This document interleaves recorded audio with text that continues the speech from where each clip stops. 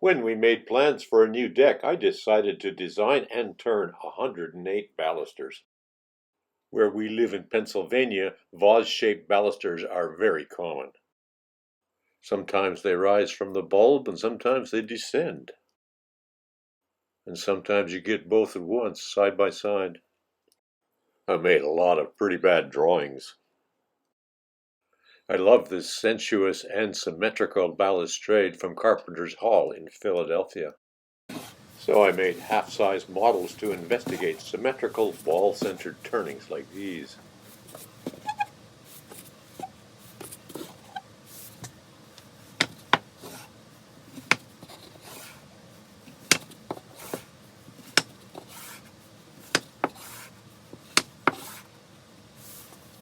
Changing the proportions creates motion, but they can look really busy. Fully rendered limestone caryatids support this balcony at the Acropolis in Athens. Human figurines are an old turning tradition that spans many cultures. Kokishi by the artist Wendy Maruyama are at the Wood Turning Center in Philadelphia. And Mark Spheri in Bucks County creates these expressive people by offset turning. And I'm always amazed by how little it takes to humanize a simple turned form. In this classic game, you try to catch the tethered ball on the turned bilboquet. As this old postcard suggests, bilboquets had a certain risque aspect. In this early portrait, the surrealist René Magritte associated a turned bilboquet with his wife, Georgette. Magritte soon used bilboquets to represent eerily menacing trees. And also for people. Sometimes he even drew weird faces on them. Taking dimensions from Magritte's paintings, I turned a male and a female bilboquet. I also experimented with similar forms in half-sized baluster models. And of course I made a bunch more drawings. These two, similar but not quite the same, go well together.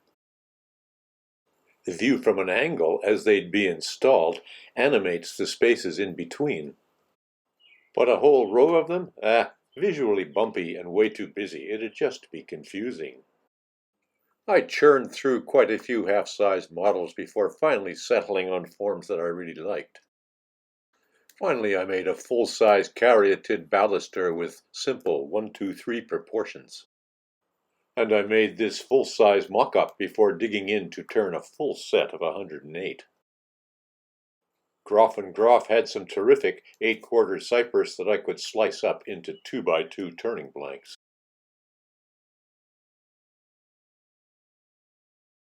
To prepare the cypress blanks for mounting on the lathe, find the center by scribing from all 4 sides. Make a dimple with the awl where the lines intersect.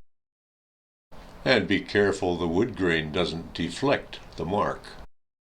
Capture the head end in a scroll chuck and the tail on a live center. Here's the setup with a long shop-made tool rest that's supported in the middle so it doesn't flex.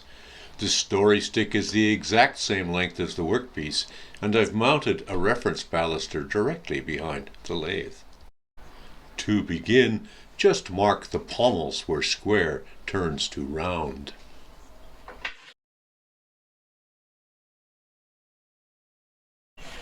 Make sure the spindle turns freely and doesn't bang into the tool rest before switching on. And cut the pommel with the sharp long point of the skew chisel.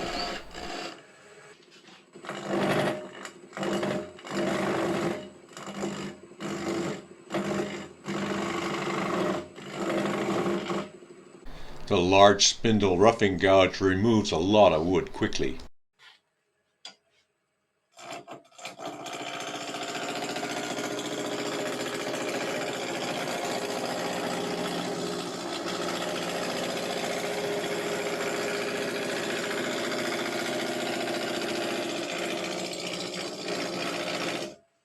This gouge also can take a light finishing cut, leaving a very smooth cylinder. The turner locks elbows to body and sways from the ankles. Now use the story stick to mark the high and low features of the turning.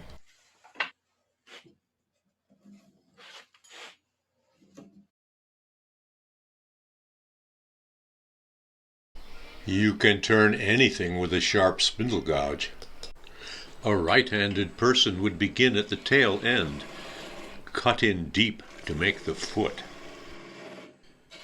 Waste some wood to make clearance, then shape the slender ankle at the base of the turning.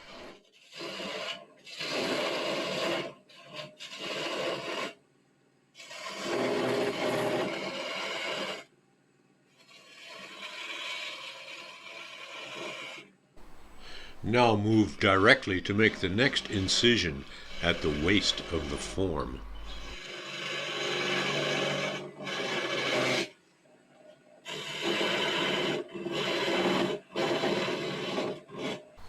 With its flute fully open at the 12 o'clock position and the shank level, the spindle gouge pares the wood away from the long sweeping curves.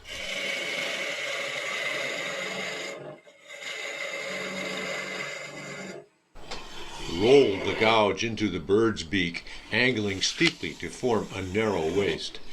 This clip shows overhand and underhand positions to steady and steer the tool.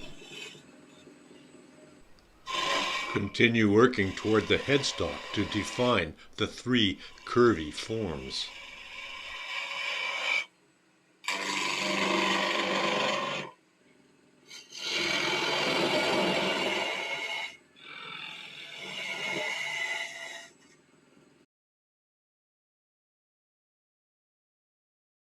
The skew chisel is a superb finishing tool. It can make precise cuts and sharp, crisp details in almost any direction.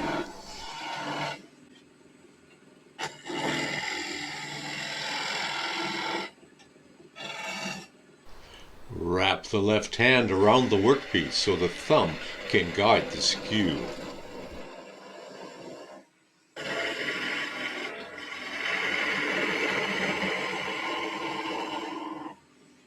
Turned up on its edge, the short point of the skew can shave a very tight curve. But take it slow and easy here to avoid a nasty catch. Here's that underhand grip steering toward the headstock.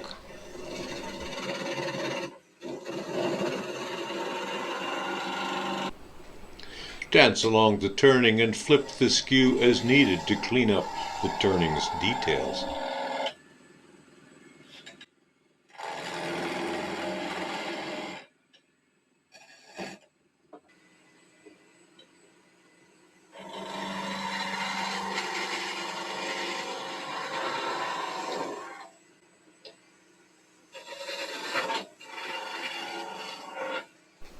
The skew leaves a smooth, clean-cut surface. Light 100 grit sanding cleans up any splinters and rough spots and prepares the smooth wood to receive paint.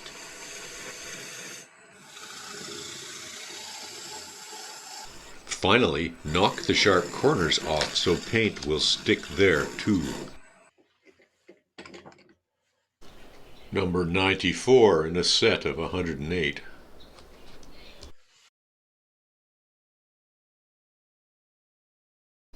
They look great as raw wood, but paint will enhance the form and will stand up a lot longer than clear varnish.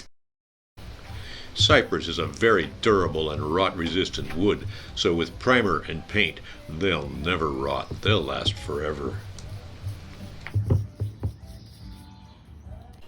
I made the rails from the same 8/4 cypress, really lovely material.